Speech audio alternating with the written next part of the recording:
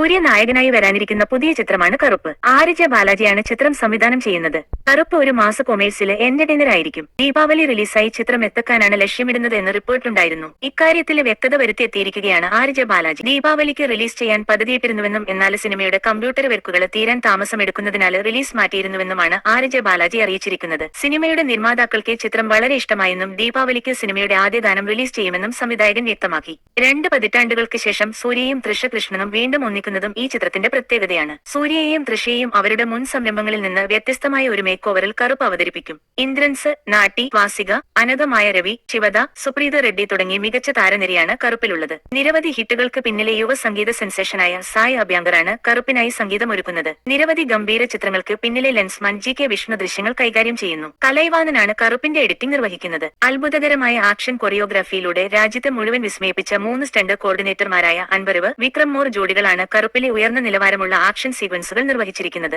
Award ജേതാവായ production designer Arun വെഞ്ഞാറമൂടാണ് ഈ വലിയ ചിത്രത്തിനായി ഗംഭീരമായ സെറ്റുകൾ രൂപകൽപ്പന ചെയ്തത്. കറുപ്പിന്റെ അവസാനഘട്ട ചിത്രീകരണത്തിലും പോസ്റ്റ് പ്രൊഡക്ഷനിലും ടീം ഒരേ സമയം പ്രവർത്തിക്കുന്നു. നിർമ്മാതാക്കൾ നേരത്തെ അറിയിച്ചതുപോലെ ഉത്സവ ദിനത്തിൽ ആഘോഷിക്കാൻ പറ്റിയ ഒരു ചിത്രമാണ് കറുപ്പ്. ഡ്രീം വാരിയർ പിക്ചേഴ്സിൽ നിന്നുള്ള റിലീസ് തീയതിയും മറ്റ് അപ്രതീക്ഷിത പ്രഖ്യാപനങ്ങളും വരും നാളുകളിൽ ഉണ്ടാകുമെന്ന് അണിയറ പ്രവർത്തകർ അറിയിച്ചിരുന്നു. പ്രേക്ഷകർക്കും സൂര്യ ആരാധകർക്കും തിയേറ്ററിൽ ആഘോഷിക്കാൻ സാധിക്കുന്ന ചിത്രമായിരിക്കും കറുപ്പ്.